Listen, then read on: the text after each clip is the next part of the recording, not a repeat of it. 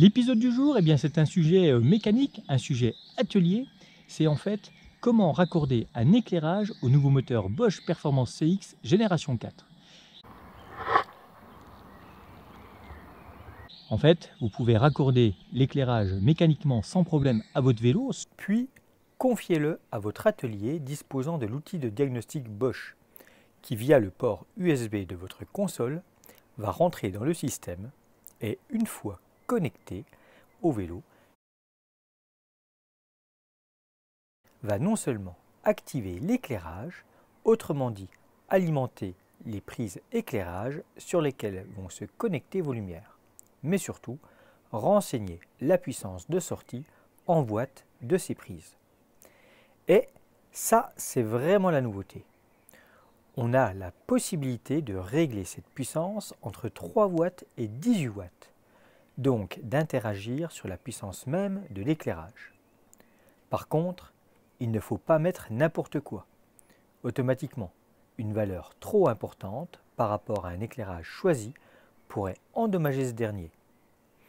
Du coup, il faut trouver les données constructeurs de l'éclairage que vous avez décidé de monter sur votre VAE pour les renseigner. En Europe, cette information est obligatoire et est forcément inscrite sur ce dernier. Certes, en très petit parfois, mais toujours inscrit. D'ailleurs, vive les loupes. Ces informations, vous les retrouvez aussi bien dans la notice que sur l'emballage, mais également généralement sur le web. Et dans le cas d'une lupine SL, en lui offrant 16 watts en 12 volts, vous bénéficierez de 900 lumens à pleine puissance. Si vous optez pour un réglage 8 watts de sortie, la puissance maximum sera de 500 lumens. À vous de donner vos consignes au technicien qui préparera votre machine pour obtenir le résultat visé par rapport à votre usage. Être vu et se déplacer en ville, 500 lumens suffiront.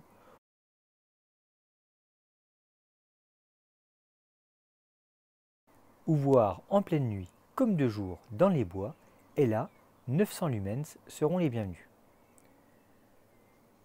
Bon, qui peut le plus, peut le moins.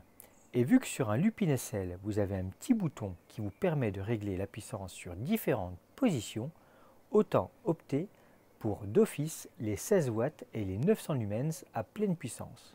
Une fois les réglages validés dans l'outil de diagnostic, il suffit de les envoyer au moteur pour que la nouvelle programmation soit prise en compte.